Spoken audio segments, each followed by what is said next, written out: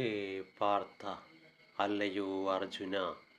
പാർത്ഥൻ എന്നു പറഞ്ഞാൽ സംസാര മൃത്യോഹോ മുമുക്ഷും പാതി ഇതി പാ. പാ എന്ന് പറഞ്ഞാൽ പരമാത്മാവ്. ആ പരമാത്മാവിനെ അർത്ഥിക്കുന്നവൻ പാർത്ഥൻ. ജനിമൃതികളിൽ നിന്ന് മോക്ഷേച്ഛയുള്ളവനെ രക്ഷിക്കുന്നതിനെയാണ് പാ എന്ന് പറയുന്നത്. ആ പായെ നേടാനുള്ള ശ്രമം നടത്തുന്നവൻ, അതുകൊണ്ട് പാർത്ഥൻ. അല്ലയോ മുമുക്ഷുവായിട്ടുള്ള അർജുന, ഭ്രാമീസ്ഥിതി ബ്രഹ്മസംബന്ധമായ ബ്രഹ്മനിഷ്ഠ ഏഷ, ഇതാണ് ബ്രഹ്മനിഷ്ഠ. മാത്രമല്ല ഏനാം പ്രാപ്യ, ഏനാം ഇതിനെ പ്രാപിച്ചിട്ട്, നവി മുഹ്യതി പിന്നെ മോഹിക്കുന്നില്ല ഒന്നിനെയും എന്ന് പറയുന്നു.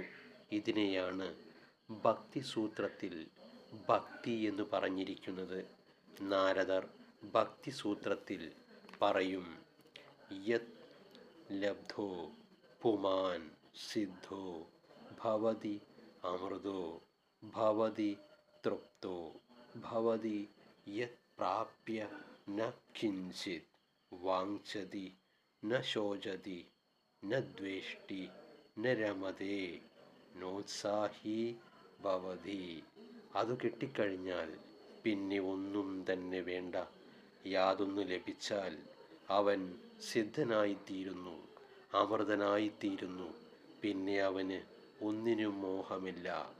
തത്ര കോ മോഹ കോ ശോകഃ ഏകത്വമനു പശ്യത ഉപനിഷത്ത്. ഏകത്വത്തെ തുടർന്ന് കണ്ടുകൊണ്ടിരിക്കുന്ന അവനിൽ മോഹമെവിടെ, ശോകമെവിടെ? ഇവിടെയും ഭഗവാൻ പറയുന്നു, പിന്നെ അവന് മോഹമില്ല. അവസാന കാലത്തും ഈ ബ്രഹ്മനിഷ്ഠയിൽ സ്ഥിതി ചെയ്താൽ ബ്രഹ്മനിർവൃതിയെ അവൻ അനുഭവിക്കുന്നു, പ്രാപിക്കുന്നു. ഓം ശ്രീ ഗുരുഭ്യോ നമഃ. ഹരി ഓം തത്സത്. ഓം ശ്രീ